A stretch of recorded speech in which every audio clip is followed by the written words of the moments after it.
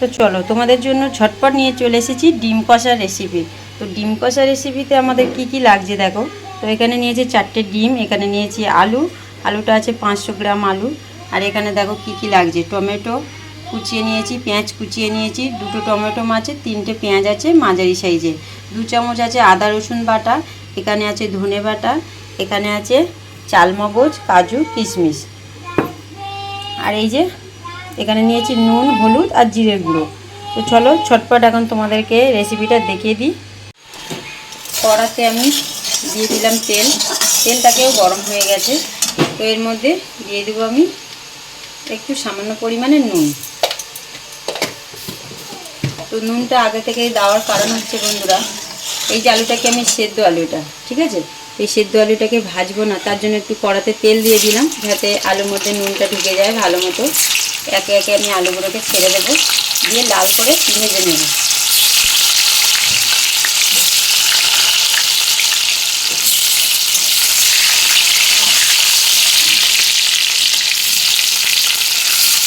তোমরাও বাড়িতে খুব সহজভাবে এরকম বানিয়ে নিতে পারবে ঝটপট ডিম আলু সেদ্ধ করে ডিম কষা। এই যে এখন আলুগুলোকে সুন্দর মতো করে ভেজে নিয়েছি, পুরো লাল করে, দেখতে পাচ্ছ। তো সেদ্ধ আলু এরকমভাবে ভেজে নিলে কি হয় বলুন তো, আলুটা যে ঠিকরে যায় না, আলুটা মানে ভাঙার সময় হাত দিয়ে, তো সেটা আর হবে না, মনেই হবে না যে এটা সেদ্ধ আলু দিয়ে রান্না। তো চলো এখন আলুগুলোকে তুলে নিই ভালো করে তেল থেকে। আলুগুলোকে তুলে নিয়েছি, এবার এর মধ্যে ডিমগুলো ভেজে নেব ভালো করে। এই যে আর একটা তোমাকে টিপস দেখিয়ে দিই।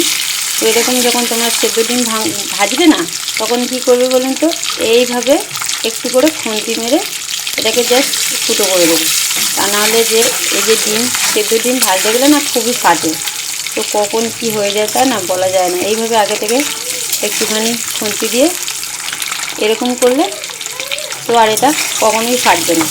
এই ডিমগুলোকেও ভালো করে ভেজে নেব একটু লাল করে, খুব বেশি লাল করে ভাজার দরকার নেই, হালকা লাল করে ভাজলেই হবে।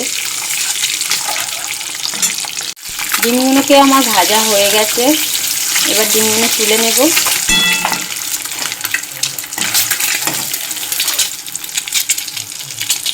এই যে যাতে আলু ভাজা তুলেছিলাম ওর মধ্যেই রেখে দেবো।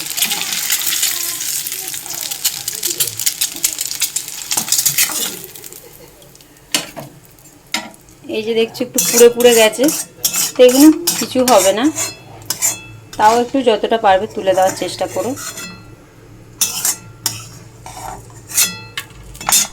কড়ার মধ্যে আবারও তেল দিয়ে দেব, তেলটাকে একটু গরম করে নিয়ে এর মধ্যে পেঁয়াজগুলোকে ছেড়ে দেব। কোনো ফোড়নের কোনো প্রয়োজন হবে না, এটা গোটা কোনো ফোড়ন দিতে হচ্ছে না, পেঁয়াজগুলোকে লাল করে ভেজে নেব। হ্যাঁ, পেঁয়াজগুলোকে আমি খুব ভালো মতো লাল করে ভেজে নিয়েছি, এর মধ্যে দিয়ে দেবো আমি আদা রসুন বাটা।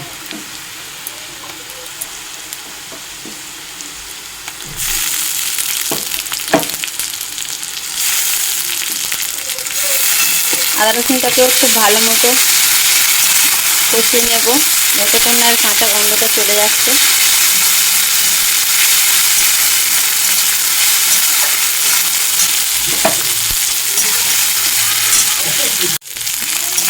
এই যে দেখো ভালো মতো ভেজে নিয়েছি আদা রসুনটাকে, এবার এর মধ্যে দিয়ে দেবো আমি ধনে বাটা।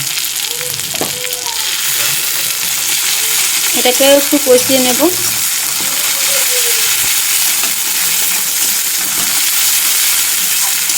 এর মধ্যে দিয়ে দেবো আমি টমেটো।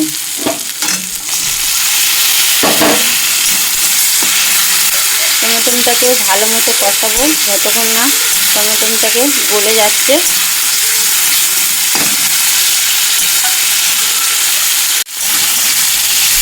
টমেটোটাকে কষাতে মাঝখানে আমি দিয়ে দেবো এই যে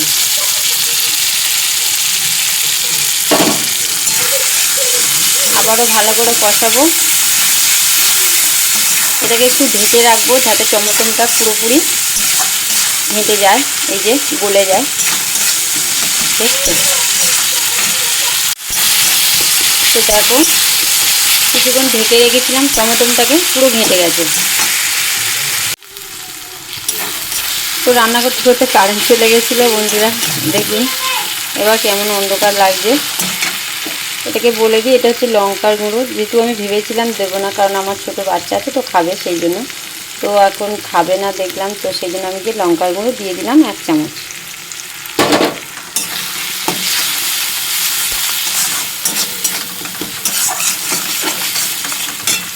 এটাকে ভালো মতো কষিয়ে নেব। লঙ্কার গুঁড়োটাকে একটু কষিয়ে নেওয়ার পরে যে চালমগজ, কিশমিশ আর কাজু বাদাম বেটে রেখেছিলাম, এটাকেও এর মধ্যে দিয়ে দেবো। একটু জল দিয়ে ধুয়ে দিয়ে দেবো, বাটিটা একটু ধুয়ে জল দিয়ে দেবো। এই যে এটাকেও খুব ভালো মতো কষে নেব যতক্ষণ না তেল ছাড়ছে মশলা দিয়ে।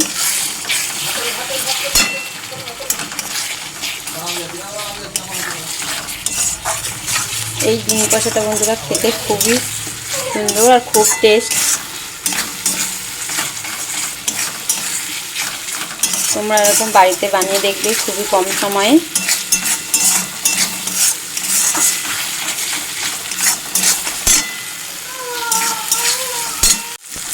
দেখো খুব ভালো মতো কষিয়ে নিয়েছি আর তেল ছাড়তে শুরু করে দিয়েছে।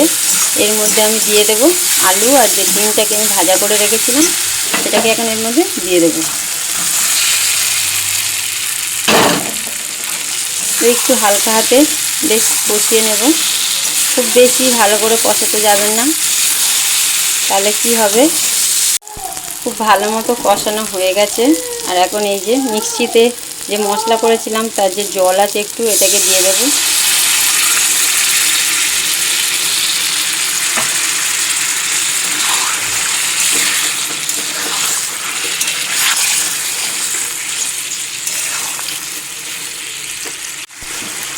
আর একটু সামান্য জল দিয়ে দিলাম।